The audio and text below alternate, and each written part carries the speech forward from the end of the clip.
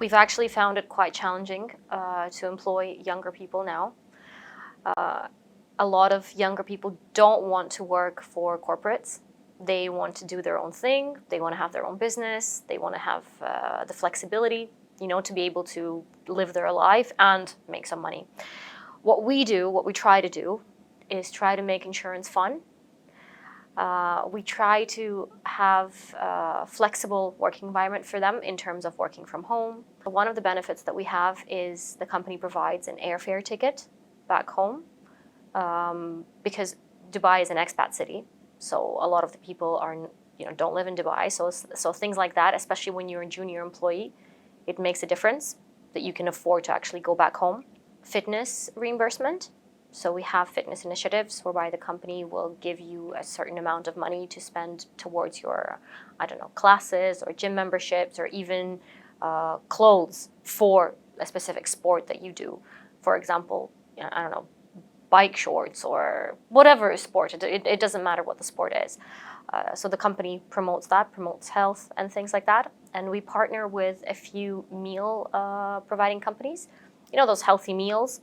Yeah, so things like that, to give a discount to the employees that want to, lead a better lifestyle and all that. So the company takes that initiative.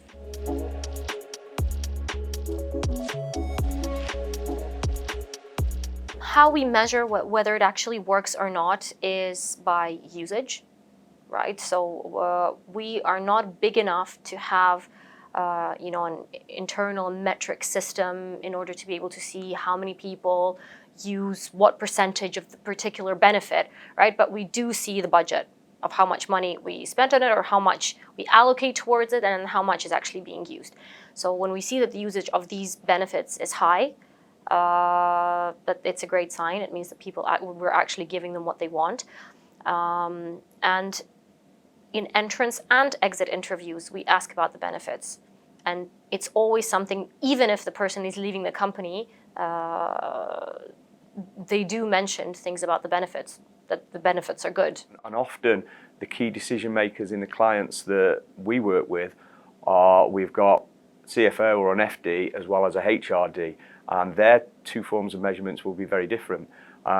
So we almost have to, we've got the dual challenge where for the finance guys we're saying, well, this is how we will evidence the return on investment for you in terms of actual what your spend is, whether it's a percentage of a payroll cost from 1 year to the next. Whereas for the HR team, I think it's a little bit more subjective, well, a lot more subjective, and it's more around that value of investment. And sometimes selling the value on investment to a finance guy is a little bit more difficult, but to the HR guys, they get that. And the types of measures, at a very high level will be around recruitment and retention. But at a much more detailed level, it's helping those HR teams understand how their individual employees are feeling about working for their particular company, and also how people outside of that company are perceiving the company. We've got various measures. We do quite a lot with actual data analytics that's available to us when we talk about benchmarking benefits and benefit spend from one client in an industry or sector against another, maybe in their peer group.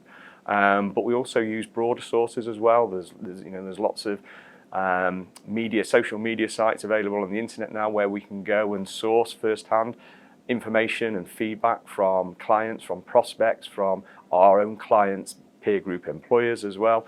We encourage clients to carry out workplace surveys. There's some good third-party software that can help with that around employee engagement and how they measure it.